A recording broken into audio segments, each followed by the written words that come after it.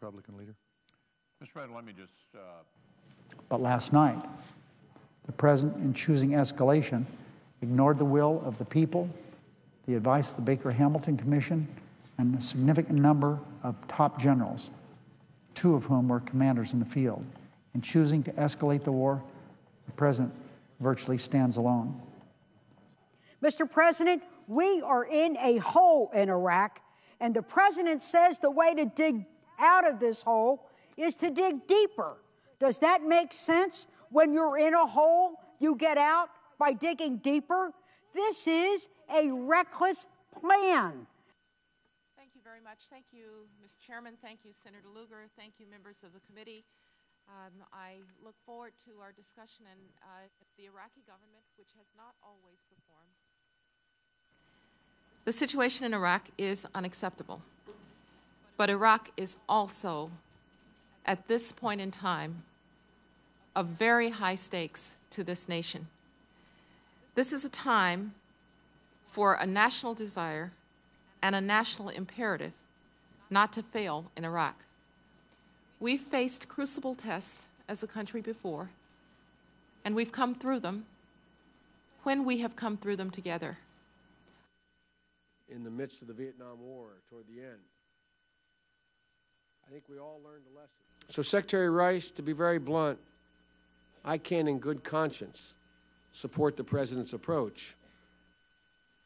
Will our troops go into Iran or Syria in pursuit? I have to say, Madam Secretary, that I think this speech given last night by this President represents the most dangerous foreign policy blunder in this country since Vietnam, if it's carried out. I will resist it. You have to put the hammer down now, huh?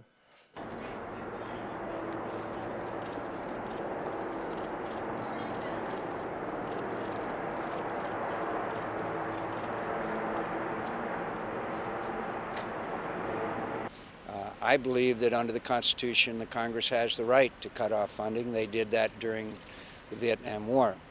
I also believe that if that vote is successful, then those who were the proponents of it then assume the responsibility for the consequences of failure.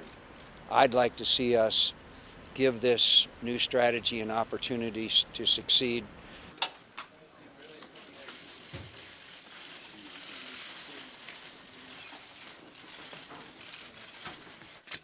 Good morning. Capitol Hill to discuss with the Congress the new strategy for Iraq. We'll have to see in terms of the length of time. It's really hard to say at this point. It's viewed as a temporary surge, but I think no one has a really clear idea of how long that might be. Mobilizing select guard and reserve units before this 5-year period is complete.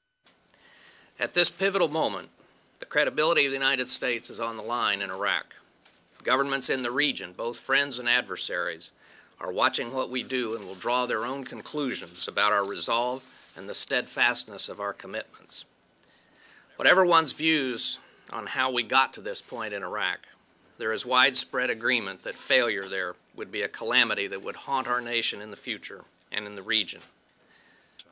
But we must be mindful of the fact that our active forces